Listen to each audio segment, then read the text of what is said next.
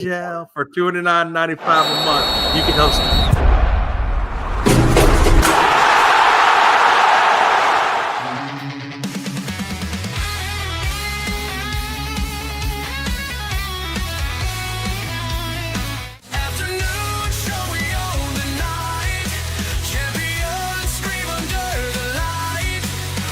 This is a great honor for every fan of the Dallas Cowboys. I'm honored to be in the NFL.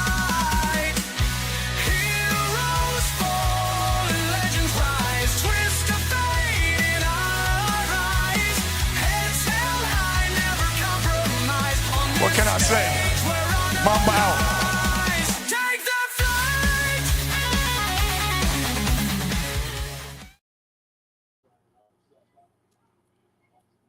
All right, what's happening, everybody? Welcome to the afternoon show presented by ESPN.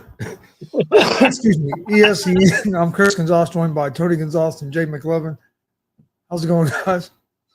Better news. Now you're choking to death. I've never heard a man that had such a hard time breathing. I mean, literally, like you're one of those kind of guys that get on a phone and I can just know it was you. Chris, hey, how you doing, brother? Oh shit.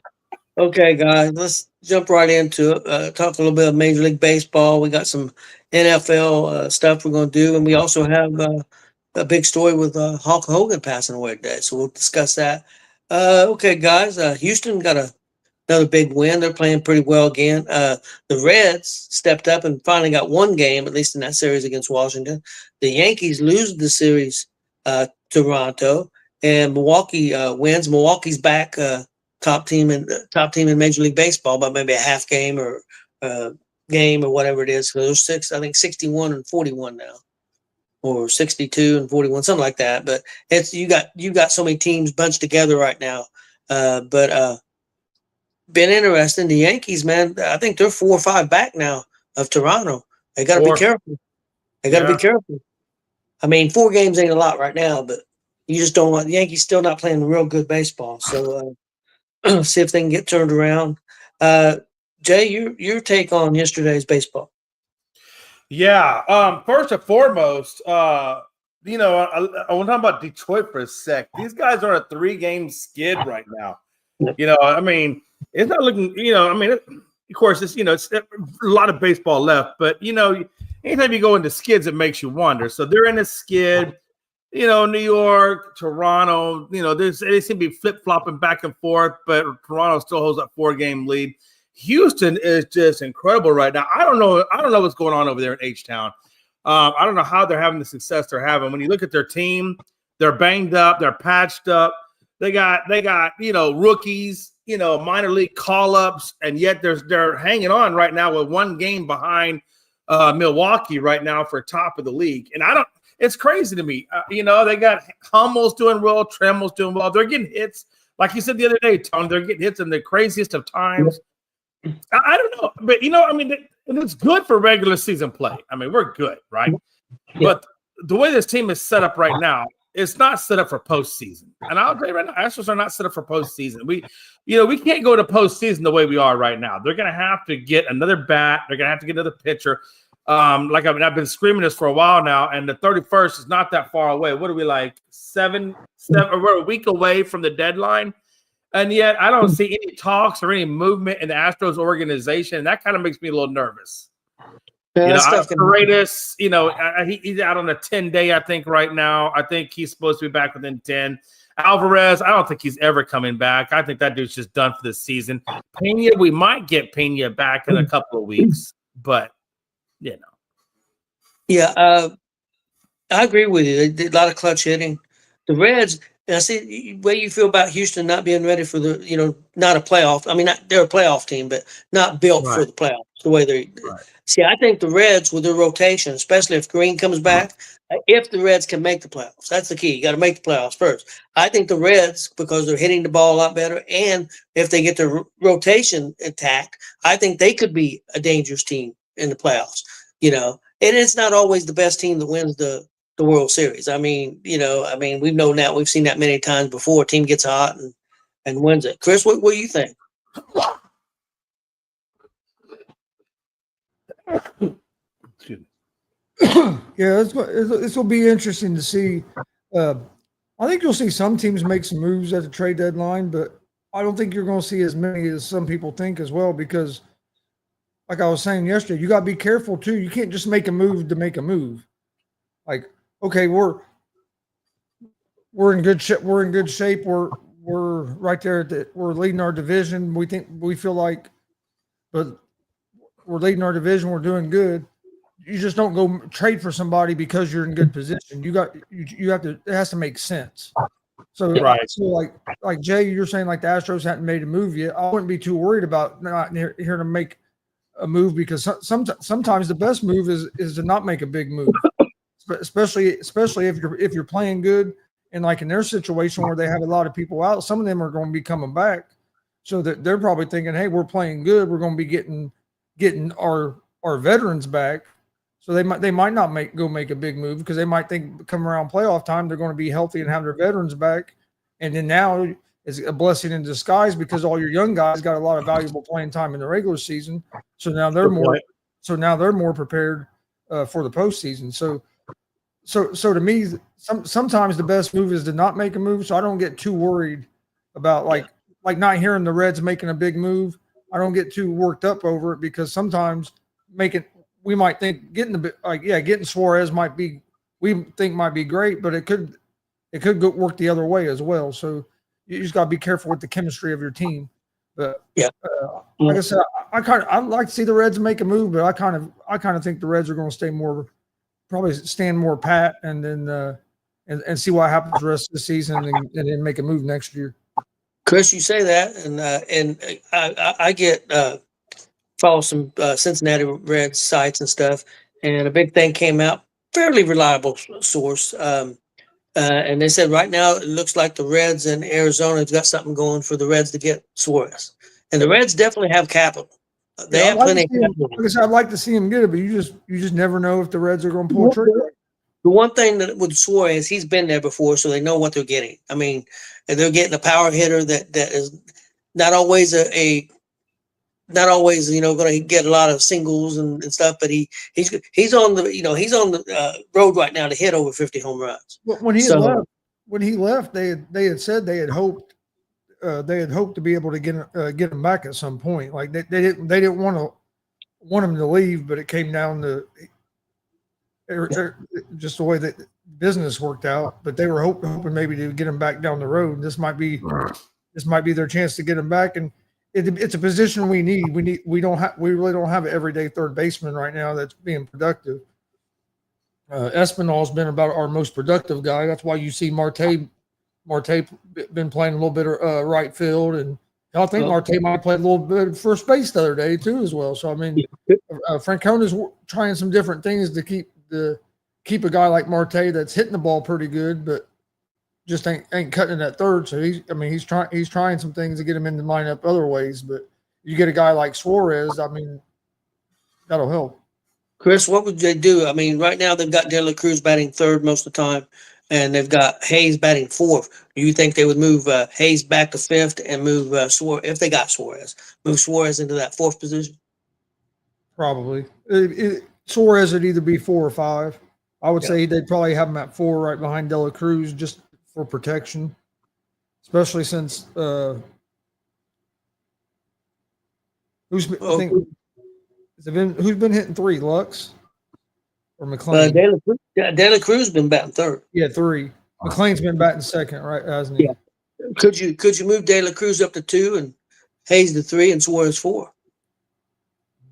I think Suarez will probably be at 4, Hayes at 5, and De La Cruz will stay at 3. The move I think they might make is moving Gavin Lux up to the 2-hole hitter. Okay. And maybe moving McLean to 5 or 6. Okay. I think you can see Lux go to 2, McLean go to 5, and maybe Hayes at 6. Guys, I'm not saying that Toronto's going to win the division, but I know before Frankie had said, Toronto always falls off. I don't think Toronto's going to fall off this year. I'm not saying the Yankees still can't catch them. I'm not saying that, because the Yankees have great players, and I think you still have to kind of consider them the favorites for that division. But I really don't think Toronto's going to fall. I think the Yankees are going to have to play well and got to catch them. Yeah, I'm going to go back real quick to you guys. So Cincinnati, right now, you guys are 2.5 games out of the wild card. San Francisco's ahead of you and one other. You guys got to play Tampa Bay for 3 games. I think that starts up tomorrow for you guys. And then I think you go on to play LA after that. So you guys got to Tampa, I think you guys should be okay with Tampa, but then you got to play LA after that. So you guys got some tough games, or at least a tough week or two of baseball before you get better or easier in the schedule. How do you see that navigating through LA and Tampa? So we play better against the better teams. So I like when we play the better teams. Last time we played the Dodgers, we beat the Dodgers in the series. We just beat the Mets in the series that's been playing good baseball, and then we turn around and lose the series to the Nationals. That's our biggest problem is that we seem to play down to our competition some. When we play the tougher competition, we're usually right there. A lot of times when we do lose those games, it seems like we have a lead and we kind of blow it toward the end. But we played good against, like I said, we played good against good teams. We beat the Tigers when we played them in a series this year. And we have the second toughest schedule in baseball the second half of the season. So, we don't have many easy series the rest of the year. Like if you look at the rankings on the schedules, the Reds have the second toughest schedule in baseball the rest of the year. So, but if you want to get to where you want to go, you got to beat those teams. And we haven't been swept yet this year. So we've been competitive. We just got to go on a little bit of a run and go. We've been able to go on like a 5-6 game winning streak. We need to pull out one of them 8-9 game winning streaks sometime during the second half. Main thing is you got to win series, and still the biggest key, I think, besides winning series, when we play our division, we got to win. Yeah, you got to win your division game. We got to if we want to move up, we got to beat St. Louis, we got to beat Milwaukee, we got to beat the Cubs, or it's not going to happen. Yeah, and going back, hey, what's up, Joe? Good to see you, brother. Going back to the Yankees real quick, if you look at their starting lineup, the Yankees starting pitching is not that great. You do have Fry, who's got about a 2.62 ERA, and then you got Rodon, who's about a 3.1, 3.2. But then after that, then you got Warren, and then you got Stroman. And Warren has like a 4.9 something, and Stroman is like 5.6. So the back end of that rotation is not really all that great. I got to be honest with you guys. I do think the Yankees make the playoffs. I don't think they make it as division winner. I think they make it as a wild card, and I think Toronto takes that division, to be honest. And I know this is way early, but when I look at the Yankees rotation, I don't see a rotation that's going to win that division. I think Toronto might have a little bit of a slight edge on that. Yeah, that's kind of what you feel about Houston. You think they're going to win the division. I think you believe that. I don't think I'm speaking out of turn, but I think you worry about the rotation and the playoffs. I'm extremely worried about our rotation because, you got Hunter Brown and you got Valdez, and those are honestly 2 aces on any team. But then after that, then you got a series of pretty much relief pitchers and or minor leaguers that they brought up, and Gordon and Walter, and then Gussel's are relief pitchers. So it's more so really the back end of our rotation that makes me nervous in terms of Warren and in terms of Walter and in terms of Gordon. Those back two, starting pitchers. That's where I think it could get dicey for Houston. And I think dicey in terms of they're going to have to go to their bullpen a lot more than what they may have to in the playoffs. And I don't know how strong our bullpen really even is. We got maybe 4 or 5 really good arms. Hector Neris came back, but Hector hasn't been Hector in a long time. So I don't know. There's some question marks, Tony, in our pitching. That's what makes me a little bit nervous. Yeah, I worry a little bit about our bullpen. I don't think it's bad. Again, I don't think they're top 10. I think they're kind of middle of the road bullpen. I think Chris would agree with me on that. Probably middle of the road. But our middle relievers are pretty strong most time. We've got one that comes in, and every time he comes in, I I worry a little bit. Barlow, every time they bring him in, I hold my breath. But other than that, we got a couple other good middle relievers, and the guy that's been closing has done pretty well. The Dodgers closer, he's got the most messed up save opportunities in baseball. So that's a big struggle that they have besides their starting rotation. Okay, guys, you guys got anything else on baseball before we move on? I think that's pretty much it I had on baseball. I don't know that there was really other news that I had on baseball unless Chris knows of anything. Oh no, I'm good. Okay. Sorry, I'm trying to figure out what this messed up call just was. Oh, watching Little League World Series softball? Yeah. Yep. The other big story that broke today, probably around 11:45 or something. I woke up. I got up at about 12:04 and put on. I forgot McAfee wasn't going to be on, and went to put on McAfee, and I see on my YouTube that it been reported that Hulk Hogan had passed away. And about that time, my grandson texted me and told me Hulk Hogan had died. And TMZ was reporting it, so I didn't know how true it was. And after about 15 minutes, and you could tell it was true. The weird thing about this is a former good friend of Hulk Hogan reported about 6 weeks ago that he was in bad shape. Was in the hospital, couldn't talk, couldn't eat, wasn't going to make it. And then reported, I think earlier this week, that they were sending him home to die. People come out and said that wasn't true. Mouth of the South, Jimmy Hart said that's not true. Now then, Hogan passes away today of cardiac arrest. So I don't know if there's any correlation, if he just happened to have a heart attack, or if he'd really been sick and they was just trying to keep it quiet. And him and Bubba the Love Sponge were great friends at one time and had a big falling out and kind of hate each other. So, Bubba's a big shock jock and don't care. He don't care if he reports stuff on people that they don't want out. That's the type of guy he is. But yeah, Hogan passing away I have real weird feelings because I seen Hogan in probably 1980 for the first time. Well, other than wrestling magazines, I seen him on my local TV channel. AWA is where I first seen him. Well, hey, man, that's a big dude. He can talk. Didn't think a lot about it, honestly. And then all of a sudden, I turn on WWF TV, and the next thing I know, he's penning. Well, then I seen him in the Rocky movie, Thunder Lips, and then I see him on my TV penning Iron Sheik in about a minute. And it just exploded from there. I was a big Hulkamaniac maniac and a big fan of Hulk Hogan. He had a lot of ups and downs, but the bottom line, I know that he said some racial things. Actually, I had never seen the quotes that he said. I knew he said, but till today, I actually seen the quotes that he said. It was bad. I had never seen it before. It was bad. And of course, he said that on the phone and didn't think anybody else was hearing. And people said, well, what does that matter? Well, a lot of people make mistakes. A lot of people say stuff that they shouldn't say. They may mean it, don't mean it, whatever. And I'm not taking up for Hope. At all. A lot of people says he didn't apologize the right way. You're not going to please everybody, so I don't know on that. But the one thing I do know that Hulk Hogan, to me, the guy that said that stuff was Terry Bollea himself. Okay, Hulk Hogan, the character, wrestling would not be where it is today without Hulk Hogan. People wouldn't be making the money they're making in the sport. Who knows if wrestling will even still be around? It definitely wouldn't be around in the form that it is. When you stop and think how big he was in the 80s, he got hot and big in the 90s.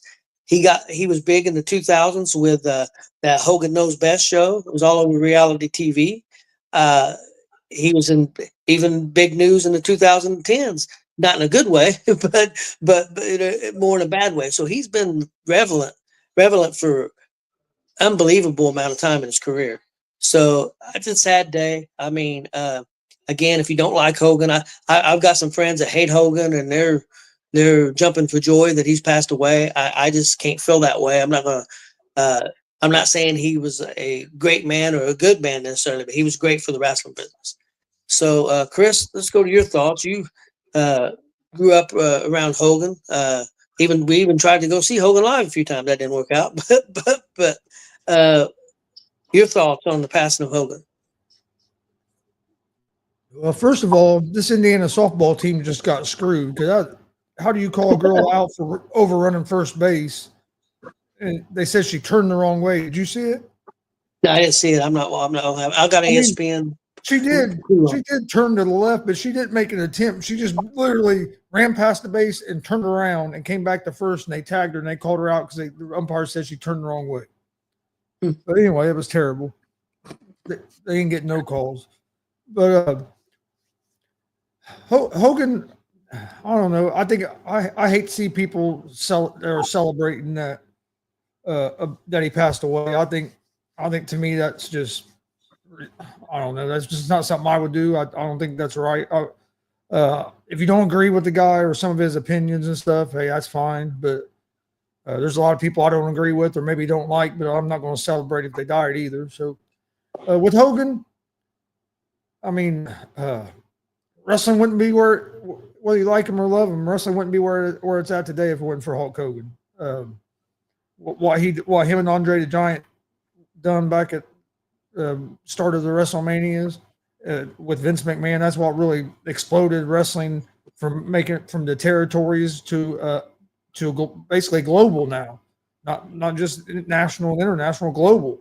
So I mean, it went from territories to global, and without Hogan, I can make a case that it wouldn't be global as big today as it was. I mean, it could still been in territories if it wasn't for Vince McMahon, Hogan, and them guys. So I think he deserves a lot of credit for that. And like you said, dude, he was. I know a lot of people didn't like him because of some of the stuff that came out, but dude was a pretty smart man. He knew how to keep himself relevant and knew how to keep himself making money. I mean, even up to when he died, he had the Great American Beer going. I mean, he always had some kind of project, or was always involved in something. He had the Hogan's Hangouts down there in Florida. Hell, that one big Hogan shop just opened up like a month ago in Tennessee. Yep.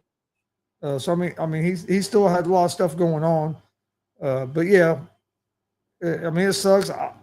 Personally, I never got to meet him in person. Every time I was supposed to go get to watch him live, something happened. He was hurt, or he didn't show up for some reason. So I never got. So I always kind of had a little bit of a grudge toward him because of that. But when I was a kid, I was a big Hogan fan. Like almost every kid was. Like every kid was a Hulkamaniac back in the '80s. So it was fun watching his whole career, and he had some ups and downs. But yeah, I just wish that some people would show a little more respect, and I just don't think whether you like a person or not, celebrating that somebody like that died just to me is kind of classless. If nothing else, you got to remember they got family. They got people that loved and care about them that's going to suffer. So you got to think about that. Even if you got those feelings. Well, and like to me, when I'm watching like a wrestling or even like movies and stuff, you got to separate the performer from the person as well. Like you have Hulk Hogan, the performer, and then you have Terry Bothea. You know what I mean? So just because you're a fan of just because I'm a fan of Hulk Hogan, the character, doesn't mean I agree with everything that Terry Bothea done outside of wrestling either. That's where I think people think just because you're a fan of somebody, you agree with everything that comes out of their mouth or everything, and that's not how it works. And it's the same thing with actors. There's a lot of actors that have been in trouble and stuff, but there's a lot of actors that I like their movies, but just because some of their personal stuff, that doesn't take away that I like their performing. Yeah. Perfect example was Chris Benoit. What he done was terrible. There ain't no excuse for what happened. But when he was in the ring performing, I was a big fan of Chris Benoit's. But that don't mean I condone what he done either. For sure. You got to be able to separate the two, and I think that's where a lot of people don't. I think that's a lot of problem with our world. If they think if you don't agree with everybody's opinion, then you just got to hate them. Where we all shouldn't think exactly alike, but we also shouldn't hate each other either. So it's just. Well, just like when Trump got shot at, there was people saying that they wish he got assassinated and got killed. Look, that's crazy. I mean, But by the same token, some of the people who's upset about that would have said the same thing if somebody would have took a shot about Biden. So it's just that's the way people are, unfortunately, especially in today's culture. I'm not a Trump fan. I'm not a Biden fan either. But I didn't want anything bad to happen to either one of them. They're our president, and you try to support them the best you can. Whoever's their president. I think we've got away from that. I remember growing up as a kid in the 70s and 80s with Carter or Ford. You heard criticism, but you never heard the tribalism and the hatred that exists today for our president. No matter who the president. At the end of the day, man, it's all about times, and times change, culture change, society, social media, the whole 9 yards, right? I mean, we're never going to have a time like we did, Chris and Tony, like back when we grew up. That's just never going to exist again. Yeah, social media has made it impossible for that to exist again, right? Society and technology has made that to where it's not ever going to happen again. So those great times that we had. I'm just fortunate that I grew up in the era that I grew up in, and y'all grew up in the era y'all grew up in. So we know, and we can make that, and we have that understanding. Today's generation doesn't understand it because they didn't come up the way we came up, And so, go back to Hulk Hogan. I saw it looks like he died of cardiac arrest there at his beach in Florida. I know he had that neck procedure. I think they said about 6 weeks. Hulk hasn't looked the way he should look. He's 71 years old. Who knows medically what was all really truly going on with Hulk Hogan? Nobody's really ever going to know that, right? Except him and his doctors and things of that nature. And I don't know if we really even need to know. I mean, is that really our business? That's between them and their family. I like to focus just on Hulk himself and his life and things like that. And I'm not as big into wrestling obviously as you guys are, but everybody knows. You always know how great somebody is when you're invested in something, but yet you know about it anyway. And so what I'm saying is there's a lot of wrestler names you could throw out at me, and I probably look at you like a deer in headlights. But if you throw at me a Hulk Hogan, I know Thunder Lips and Rocky 3, right? Even if you don't know Hulk Hogan, you know Thunder Lips. Everybody knows Thunder Lips and Rocky 3, right? And it's things like that Hulk did, right? I mean, Hulk Hogan is iconic. That's everybody knows who Hulk Hogan is, whether you follow wrestling or you don't follow wrestling. That's a good testament to his career and his legacy. Is that fact people know about him, even though they may not follow wrestling as closely, you still know about the guy. And that's a big tribute in terms of who he is. Now, people that are pissed off or are happy about him dying, this, that, and the other, well, that's between them and Jesus. And they're going to have to answer that for them damn selves. I think anybody who takes pleasure in anybody's death, unless you're like an evil person like Bin Laden or something like that, then I don't care. Hey, I'm glad he's dead, right? But, if we're being realistic, nobody's going to take pleasure or should take pleasure in somebody else's passing. I mean, that's just, to me, that's a whole warp I can't wrap my head around. So I'm not going to really go too far into that. But Hulk had a good life, man. Ultimately, I think he had a good life. I think Hulk lived his life the way he wanted to live it. I think he did things the way he wanted to do it. And I think his career went the way he wanted it to go. And so on those things, and I grew up, we all grew up with Ted DiBiase, Hulk Hogan, Ric Flair, Randy Rhoads, all that stuff, right?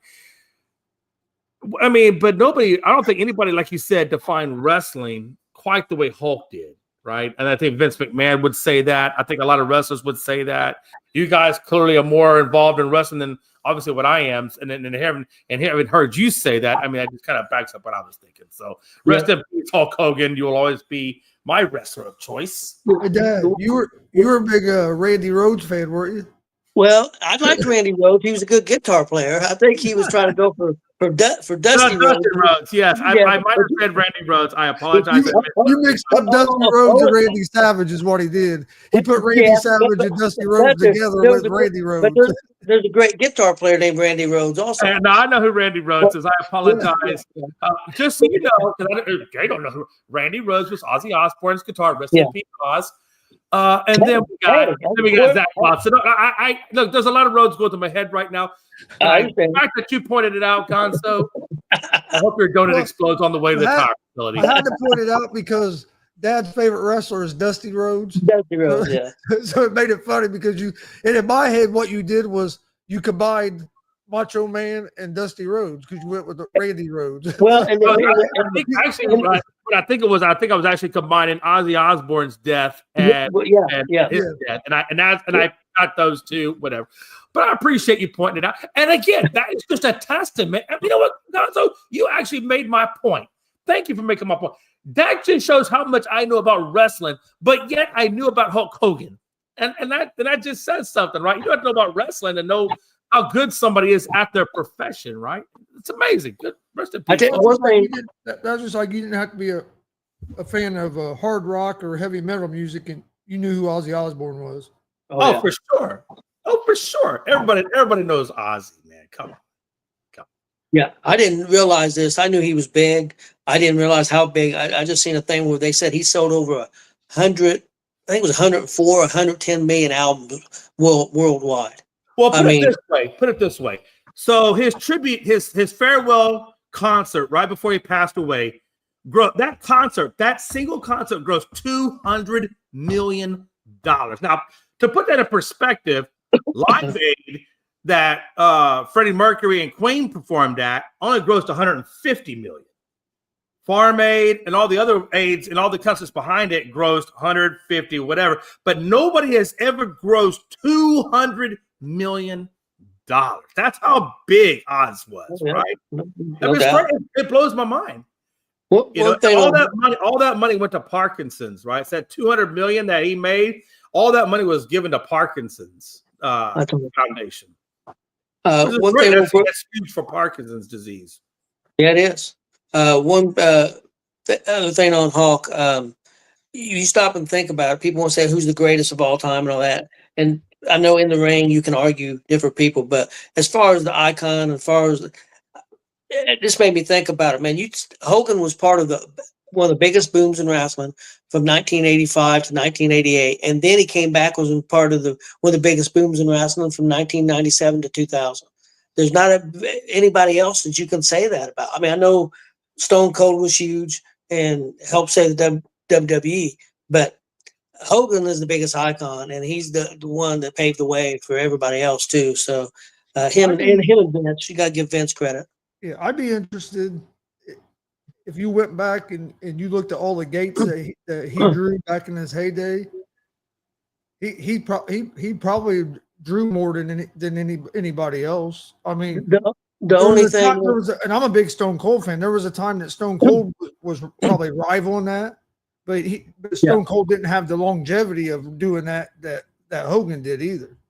One thing that Stone Cold did, I guess they've claimed that every house show was packed too, and Hogan didn't always have that. So the popularity at that time was one of the biggest booms because of them and Nitro going against each other, and you had 13 million people watching wrestling every week on TV. So it was just really super hot. It didn't last, it didn't last. But yeah, it's a sad day, I think, for like you said, everybody. I mean, I think you go anywhere around the world and you could go up to a 20-year-old kid and I would think they've heard of Hulk Hogan. Right. Not saying they followed his career, but they know that name, So yeah, it's definitely a sad day. Real quick, Tony, Big Glenn even said it in the group chat, and I didn't really think about it till now, but he said, things always happen in threes. So this year we've lost Ozzy, we lost Malcolm Jamal Warner, and now we've lost Hulk Hogan. I mean, I hope it ends at 3 and doesn't go beyond 3. I hope so. Okay, guys, we're going to move on. I got a couple of special lists. I got the top 10 NBA players of the 90s. We'll go into that first. I think we all know who's number one going to be. So I'm going to start. Guys, who do you think number 10 was on the list of the 90s? And I'm not sure. This is 90s. Are we doing baseball or football? I forgot. This is NBA. Oh, so okay. So now we're going back to the greatest, and that's just from 1990 to 2000, and we're doing the top 10 in that decade, correct? Correct. Okay. Well, obviously, Michael's number 1. Yep. Okay, I mean, let's just get that out of the way. Michael's number 1. Forget about 10 for a minute. Who do you think number 2? No, I'm sorry. You were saying 10. Yeah, I'm sorry. 10 is too hard. We gotta go top to bottom, Tony. Okay, let's go 2. Who do you think number 2 is? I'm gonna go.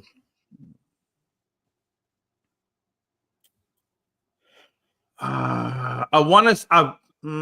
I want to say of the '90s. I want to say Mailman. No. Chris, you got a guess? Number 2?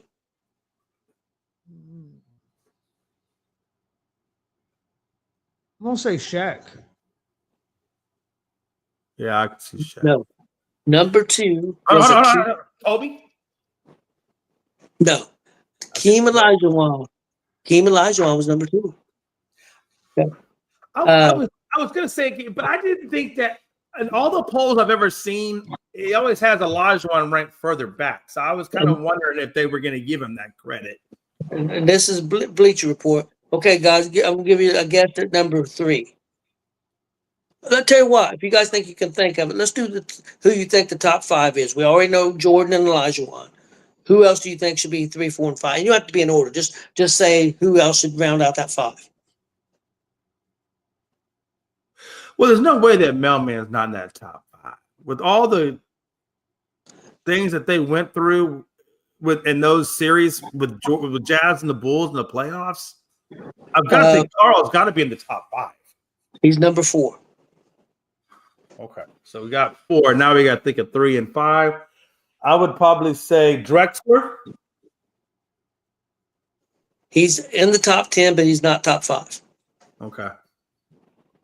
Number 5 surprised me. I'm not saying he shouldn't be on the list, but when you see some of the other names on the list, I don't know if he should be 5. Patrick Ewing, Patrick Ewing was number 10. number 10.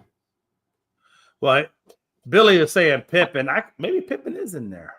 Pippen is 5. Pippen is 5. Okay.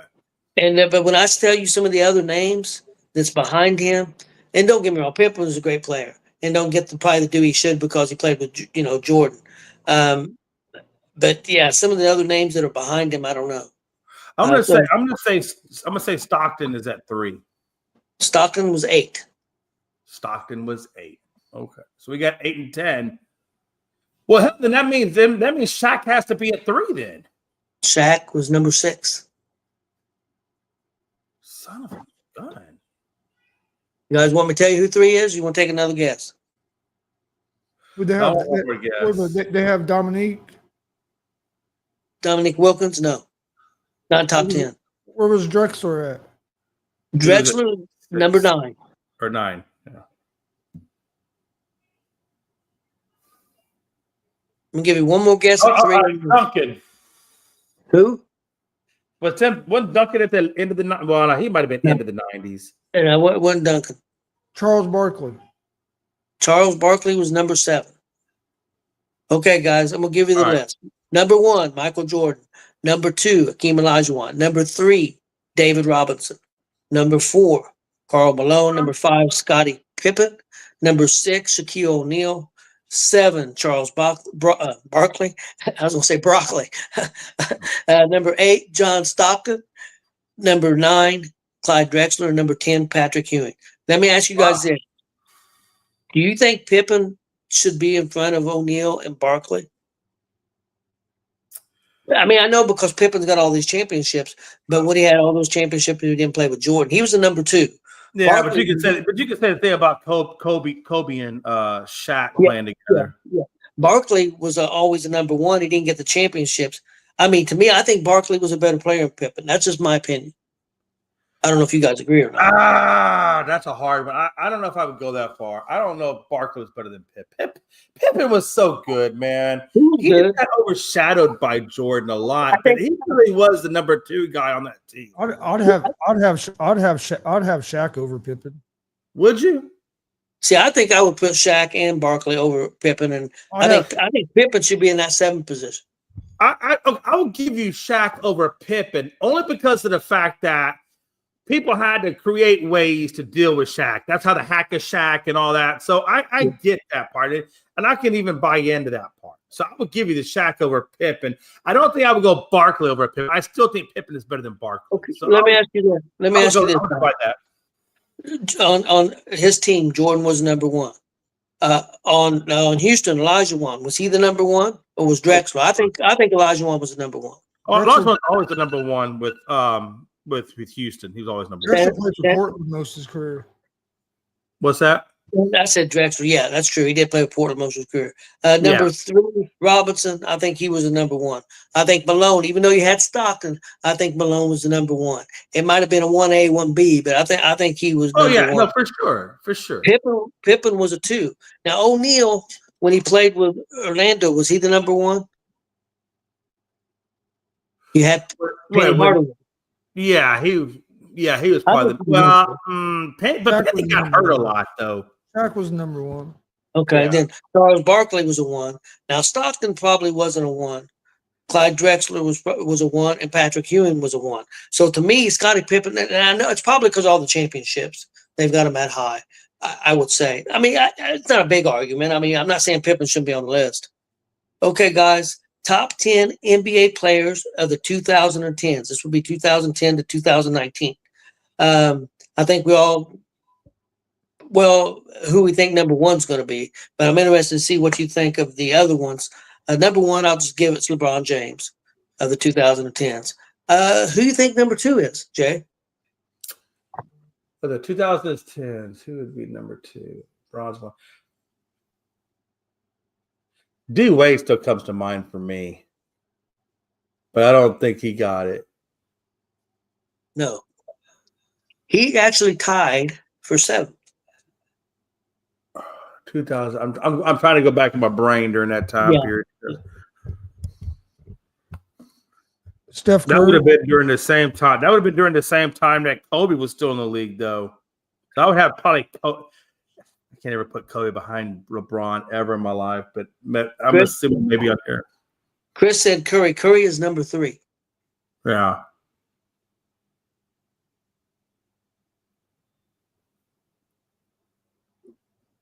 Where they got Kobe was still KD. playing in 2010. Where did they have Kobe at? Kobe is not on the top 10. Oh, real quick, guys, let me go back because I wanted to bring this back for the 90s real quick. Sorry. Reggie Miller did not make the top 10, of course. He was number 13. Because the list was actually a top 50, but Miller was 13 in the 90s.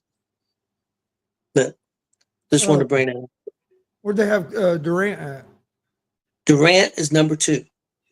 So your top 3 is LeBron James, Kevin Durant, and Steph Curry. Okay, guys, who's number 4?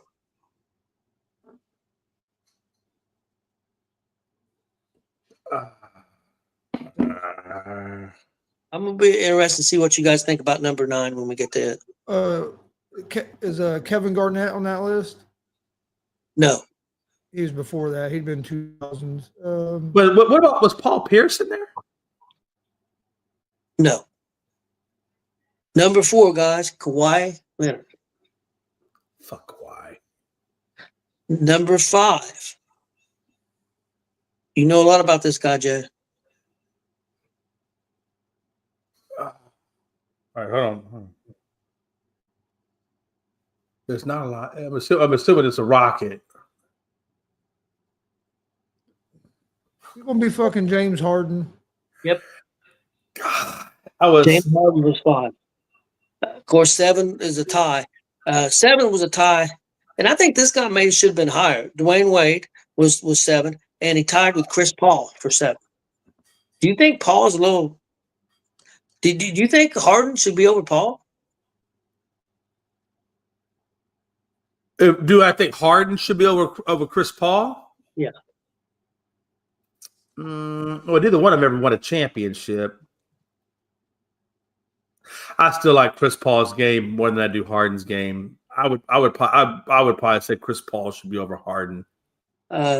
Number 6, guys, was Westbrook.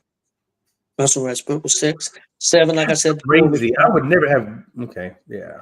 Tied with 7 was Paul and Wade. Number 9. This is the one that surprised me a little bit. Paul George. Paul George. Wow. Chris, what do you think about that? I mean, if he's number 9, it shows you that how weak the 2010s were. And number 10, Tim Duncan. There's no way there is no way in hell that I'd have Paul George ahead of Tim Duncan. I don't know. No, I don't know. no way. I wouldn't have some of them other guys ahead of Tim Duncan. There's no way Tim Duncan's number 10. That's crazy. There. Well, how long did he play in the 2010s to 2019? That would be the question. Yeah, I don't know. I'd have to look that up. But Because he was high up crazy in to the, me, though. he was high up in the Freaking 2000s. crazy. yeah, he was higher up in the 2000s. So Yeah. I get that too. Well, I'm surprised Derrick Rose was nowhere in that conversation. Yeah, I think Paul George. I don't see it, and I know I'm not a big Paul George fan because he's an idiot, but that may be biased. I may be biased on that. What do Where's you think Steve about? Rose? Where's Carmelo Anthony? He's not on it. Guys are in there. What do you think about Russell Westbrook being in front of Dwayne Wade and Chris Paul? Now, again, Wade, I don't know how much he played in the 2010s, but I mean he won some championships in the 10s with LeBron, right? But you know what? Though, even that. But you have Paul George. I mean, where's Dwight Howard in this conversation?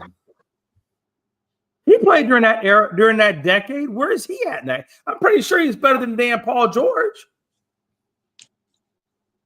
I thought so. Wow. And that list came out from Bleacher. Yes. 2010s. You can look it up, Bleacher Report. Just put in top players of 2010s or 2000s. And usually it comes up with top 50, but of course I'm not going to do all 50. You know what I mean? I just try to do the 10. For sure. Do you guys agree with the top three? LeBron, yeah. I mean, Durant and Curry. Do you think that sounds right? Do you think Durant should be 2? I just don't understand, why is Kobe not in that list? I don't know. Was it? I mean, I know he played during that era. I know he won a championship during that era. Did he? Okay. Yeah. Guys, this is me, but I think as many championships he got, I kind of think Curry should be over Durant.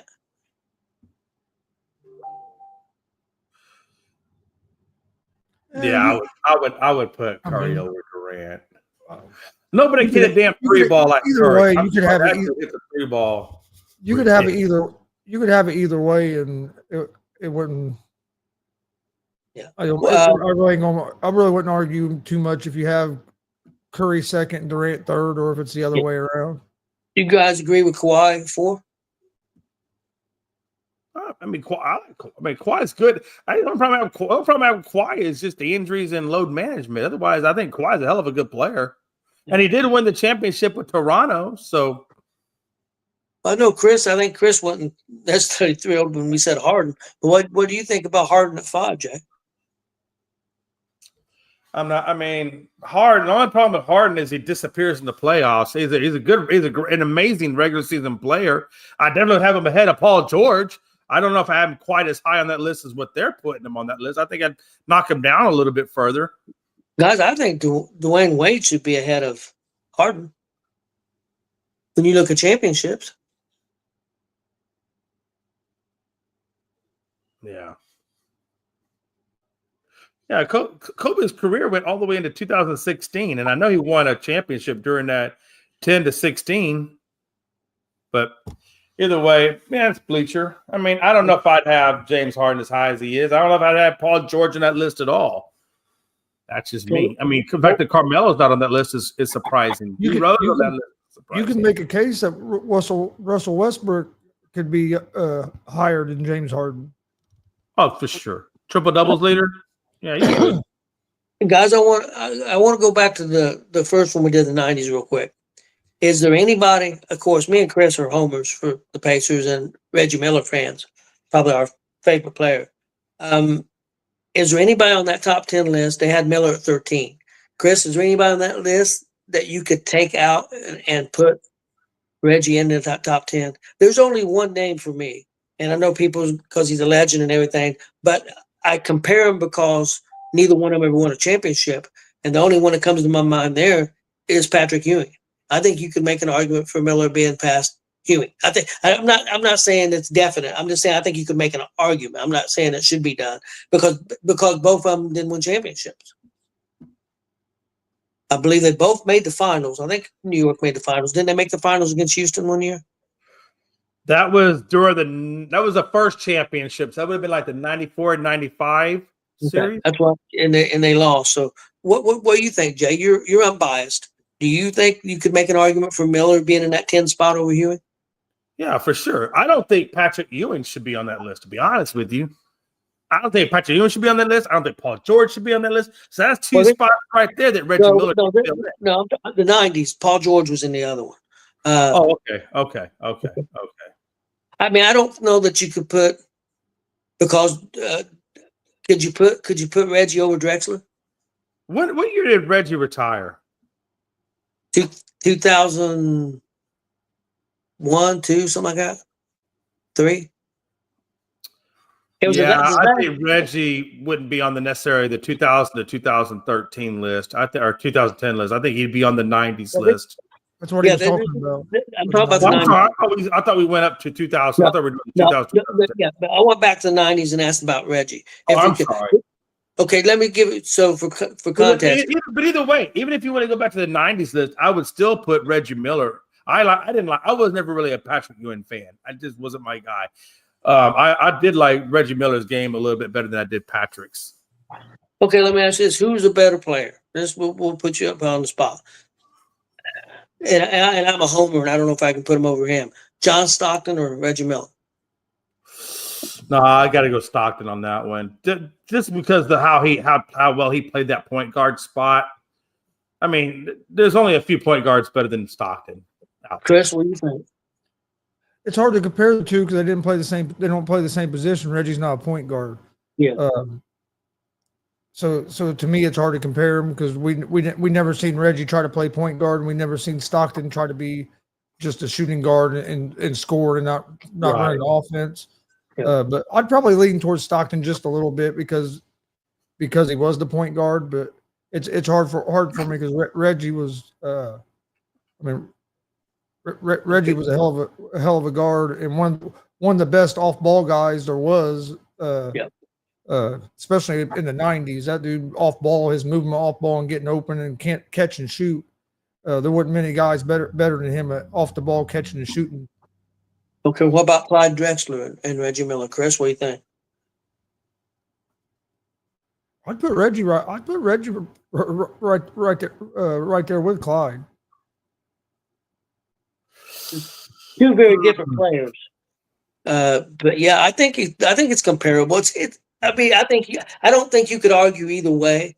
If you know, and I kind of agree with Jay on Ewing. I think Miller could be in front of Ewing because he played different positions, of course, but neither one of them won championships. They were both number ones on their teams. A lot of times Ewing didn't have enough help offensively, and a lot of times Miller didn't have enough help either. So there was a lot on both of those shoulders of both those guys. So, Chris, what do you think? Do you think you could put Miller over Ewing?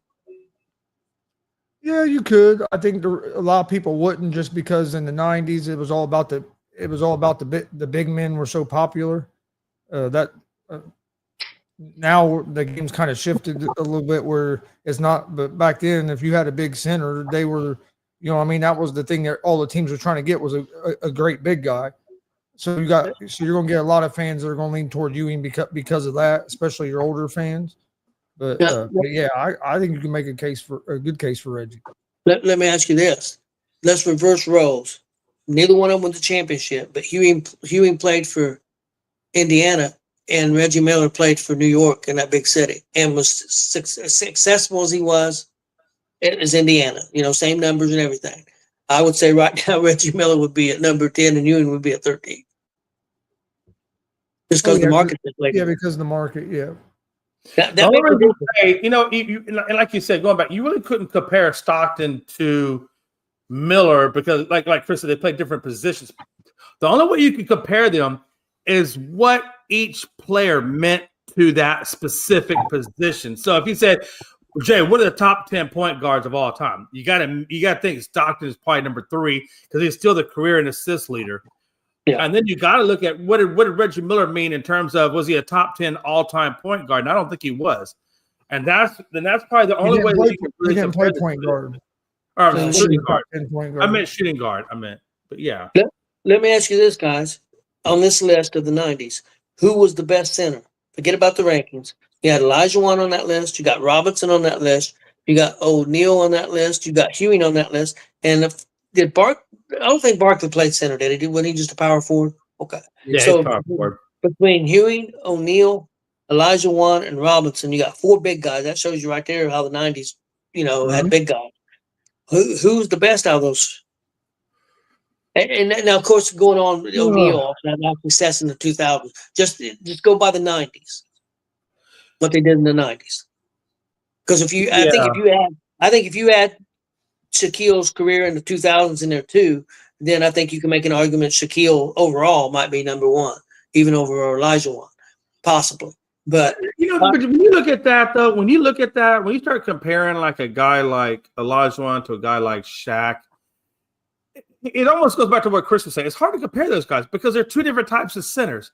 Shaq was just a big body who could dominate down low with his size and weight. And so people had to hack a Shaq and do what they could to get him out. Olajuwon, he could do the paint, but he could also do the perimeter. He was a very finesse guy, which Shaq was more of a power guy. They're just 2 completely different styles of centers. They're not even in the same.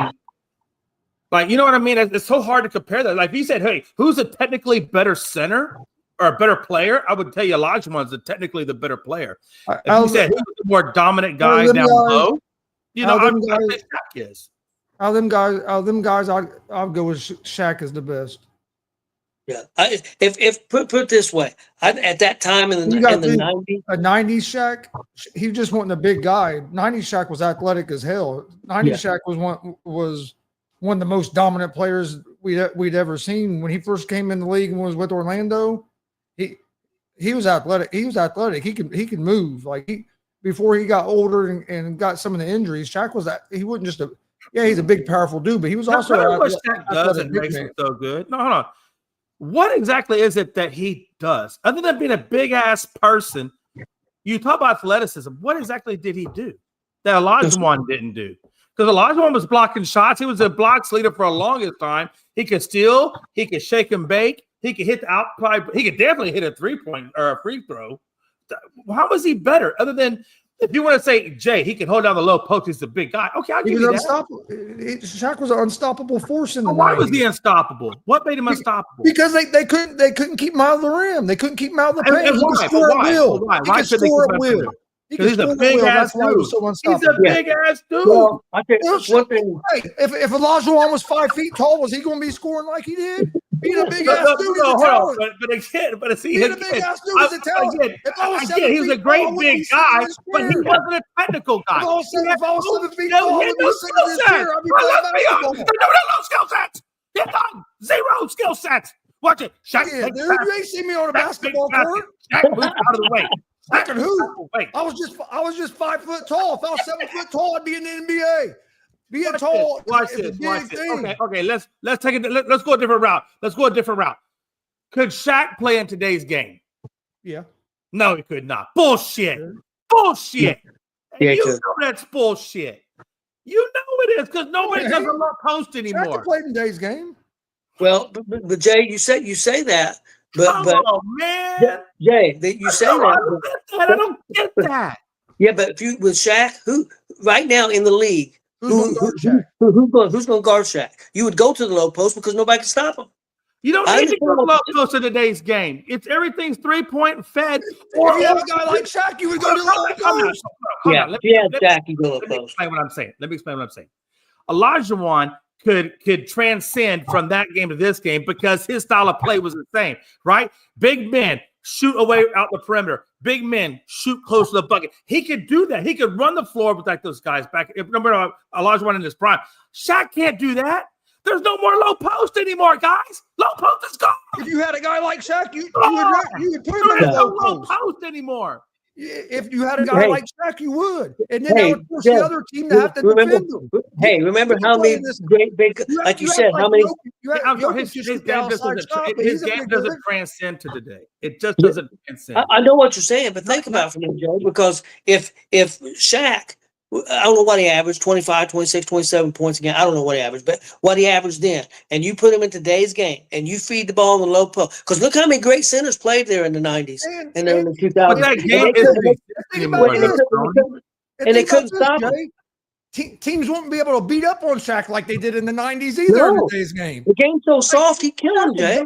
Shaq would be or vice He'd versa. still be dominant. Or vice versa. He would be committing a lot of fouls because he couldn't do what he did No, he because they wouldn't. would call the fouls on him. They wouldn't call the fouls on. They don't call fouls on SGA for giving people forearms and shit. They're not going to call it on Shaq. He could average 40 points a game right now. Oh, Jesus. I really believe it. I think he could average 40 points a game right now because they're so soft. And that's with, even all 2-pointers. He could. If they fed him the ball, there ain't nobody could guard him. I'm sorry, a guy who can't make a bucket. I get it back then because everything was low post driven, but now everything is up on the perimeter now. Yes, it still goes to the rim. I'm not saying it doesn't still go to the rim, but Shaq can't run up and down the damn court like OKC or the Pacers. They would win the fuck out of that Shaq in his guy. prime could. Shaq in his prime could run up and down the court. No. Shaq in the 90s could move. Hey, You go put back and watch. Shaq out there against this OKC team, and that dude would Jay, He'd have been dominant. Jay, go back and look. Go back and look at Orlando Shaq.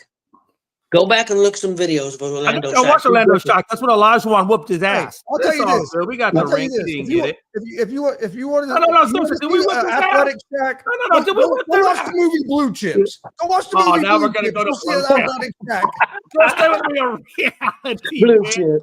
Look, all I'm saying is, y'all want to talk about Orlando Shaq? Well, let's talk about let's talk about Houston. And Houston whooped that ass. They And he did. didn't get that ring that year, did he? He didn't get the That's ring true. that year. Okay. No, not that year he didn't. Each other. But how many rings did he end up getting? Oh man, he got what 3? I think he Four? got more. Than that. But that's a whole nother.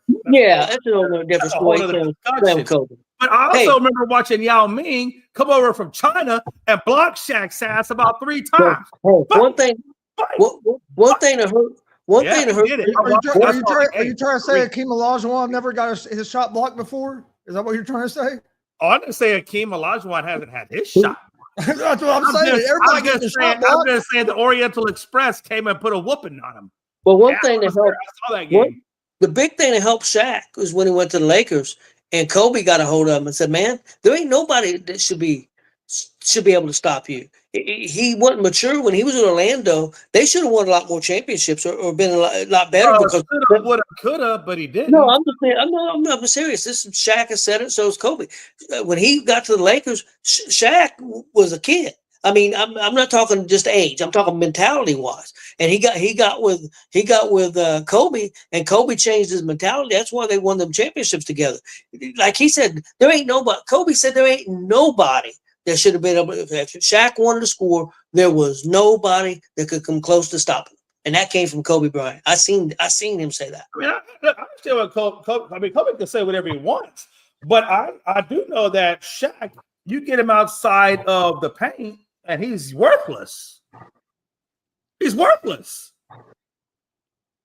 The man couldn't hit a free throw. You think he's gonna be dominant beyond that little arc? You're saying he's worthless, but how did the Lakers win all those championships with him? Again, I know they had style of Kobe play, too. though. We're going back to style of play. They weren't hitting the 3 ball like they were back in the day. The low post was very much a thing.